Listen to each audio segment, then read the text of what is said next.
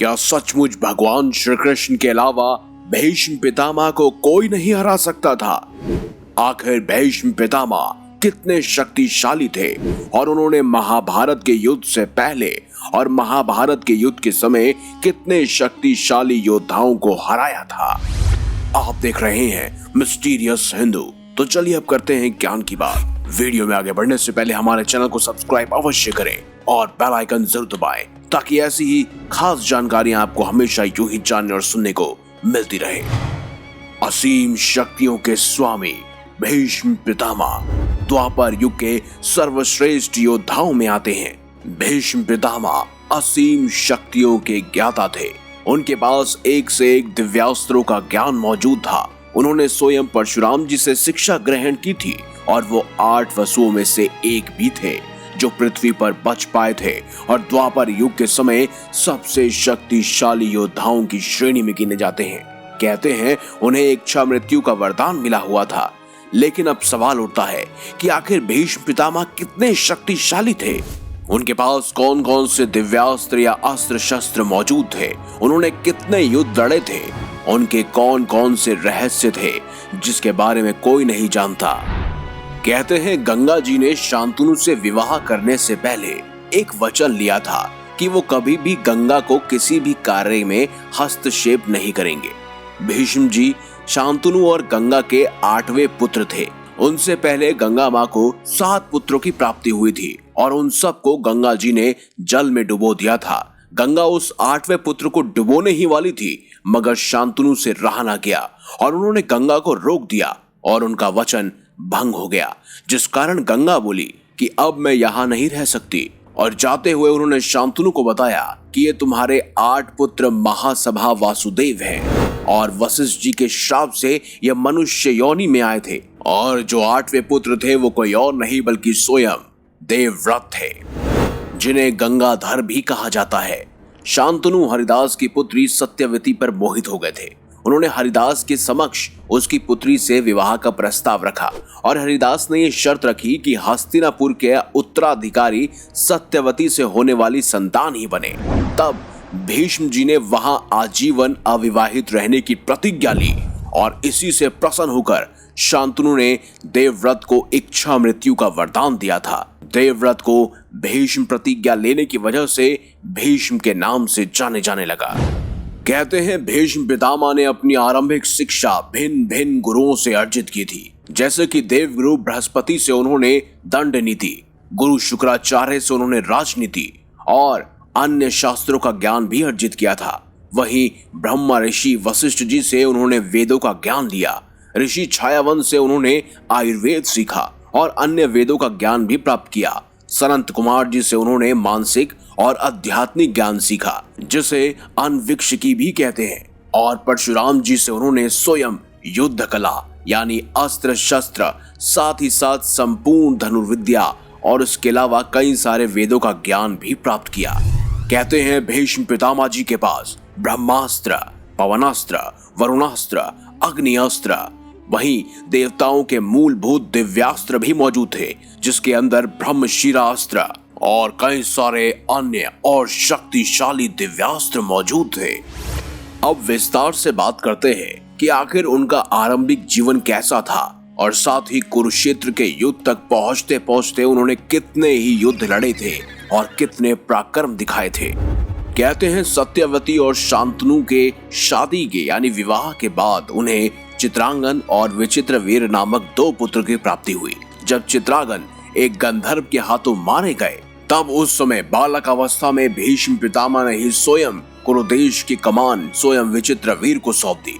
जब विचित्रवीर युवा अवस्था में पहुंचे तो भीष्म ने उनका विवाह करने का विचार किया। जब उनको ये ज्ञात हुआ कि काशीराज अपनी 3 कन्याओं का स्वयंवर करवा रहे हैं तो उस समय भीष्म एकमात्र रथ के साथ वाराणसी पुरी को गए और वहां राजाओं का समुदाय स्वयंवर सभाओं में जुटा हुआ था। तब उन्होंने तीनों कन्याओं को उठाकर रथ पर चढ़ा लिया और ललकारते हुए बोले, भूमि तालों में इन कन्याओं को यहाँ से बलपूर्वक हर ले जाना चाहता हूँ। अगर तुम लोग मुझे रोक सकते हो तो रोक लो। आओ मैं आज आप सबको अपना बल दिखाता हूँ। परंतु समस्त राजा इस अपमान को सह न सके और उन राजाओं और भीष्म के बीच एक घनघोर संग्राम हुआ। अंत में भीष्म पितामह ने मात्र अपने धनुष की टंकार से ही उन सबको बहरा बना दिया और कोई भी उन्हें युद्ध के लिए ललकार नहीं पाया। उसके बाद उनके सामने आते हैं शाल्व राजा, जो स्वयं भीष्म पितामह को युद्ध के लिए ललकारते हैं। शाल्वों को अपने बाण से पीड़ित कर भीष्म पितामह उसे पराजित कर देते हैं और फिर संपूर्ण राजमंडली को भी परास्त करके उन कन्याओं को लेकर वो सत्यवती के सामने प्रस्थित हो जाते हैं। पितामह भीष्म द्वारा संरक्षित हस्तिनापुर की सेना जरासंध की सेना की तरह ही अत्यंत शक्तिशाली थी। हस्तिनापुर राज्य की रक्षा का उत्तरदायित्व स्वयं पितामह भीष्म पर था।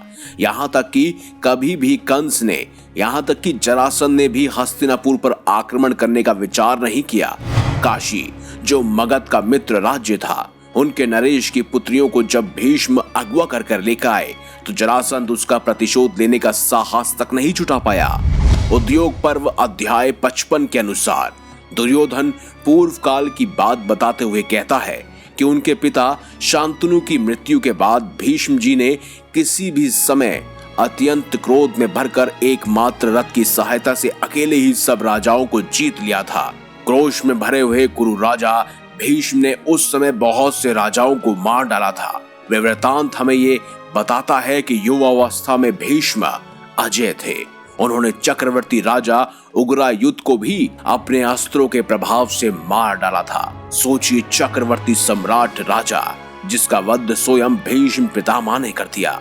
जब विचित्र वीर भी छोटी आयु में स्वर्ग को प्राप्त हो गए तो उस समय सत्यवती भीष्म से बोली, हे भारत श्रेष्ठ, तुम हमारे कुल की परंपरा को सुरक्षित रखने के लिए अपने भाई विचित्र वीर की दोनों रानियों के गर्भ से पुत्र उत्पन्न करो। ये मेरी आज्ञा है कि तुम धर्म के अनुसार इन दोनों के साथ विवाह कर लो। परंतु भीष्म पितामह ने अपनी प्रतिज्ञा तोड़ने से मना कर दिया। तब भीष्म जी की संगति से ही और विचार विमर्श कर सत्यवती ने अपने दूसरे पुत्र व्यास जी को आह्वान किया और कुरुवंश की वृद्धि के लिए विचित्र वीर की पत्नियों के गर्भ से पांडु और धृतराष्ट्र को उत्पन्न किया।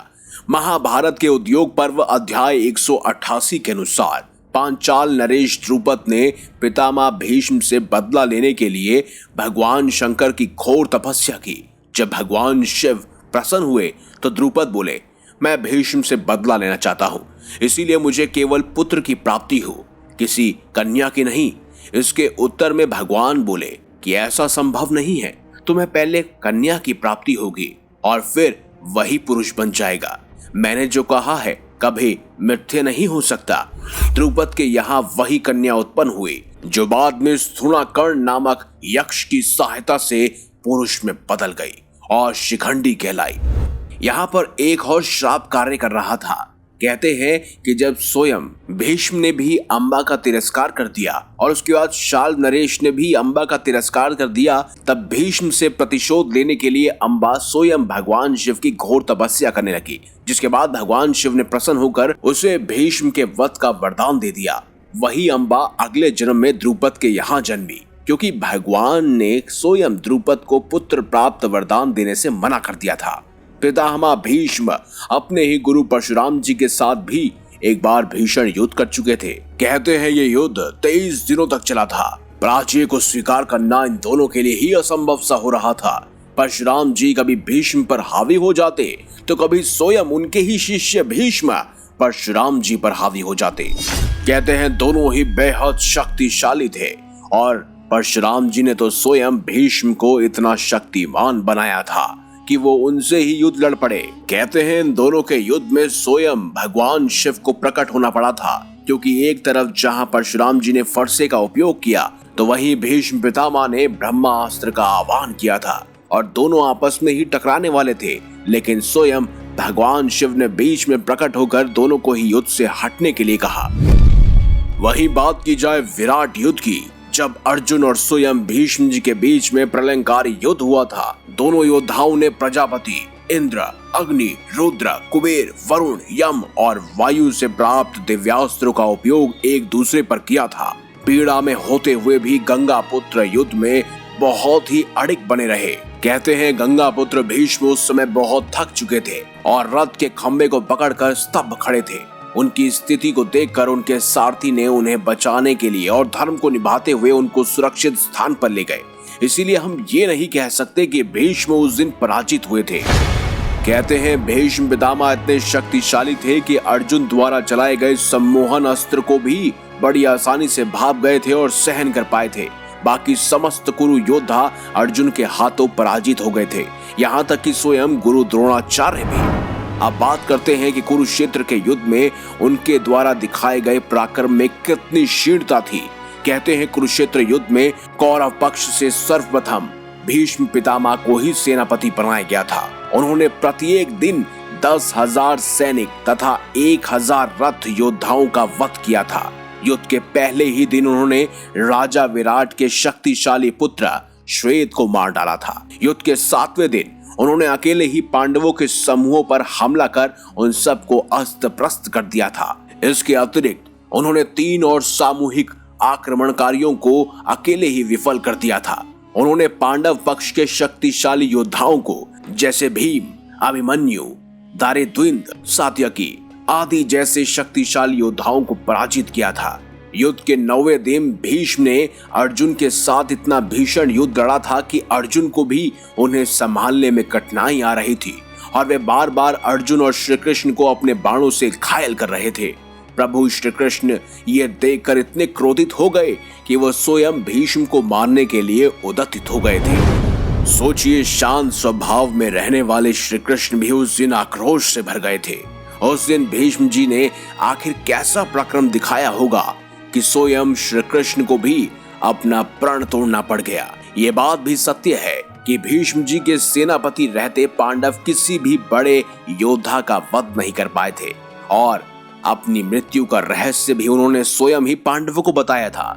और शिखंडी को साथ लेकर अर्जुन ने भीष्म के साथ अंतिम युद्ध किया और उस भयंकर युद्ध के अंत में भीष्म पितामह युद्ध स्थल में अर्जुन के तीखे बाणों से अत्यंत विघ्न हो उठे और पूर्व दिशा की ओर मस्तक किए रथ से नीचे गिर पड़े।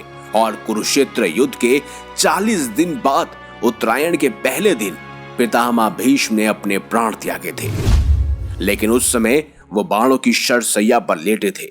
वो चाहते तो बाणों की शरसैया से उठकर खड़े होकर पांडवों से फिर भी युद्ध लड़ सकते थे, लेकिन वो जानते थे कि कौरव अधर्म का साथ दे रहे हैं और धर्म का साथ देने के लिए मुझे ऐसा ही करना पड़ेगा। इसीलिए उन्होंने पांडवों को अपना रहस्य बताया था। इस विषय में हम पहले भी एक वीडियो बना चुके हैं जिसमें हमने डिटेल से आपको समझाया है कि आखिर क्या उस समय स्वयं भीष्म पितामह बाणों से क्षतिग्रस्त हो गए थे तो क्या वो दोबारा खड़े होकर युद्ध कर सकते थे।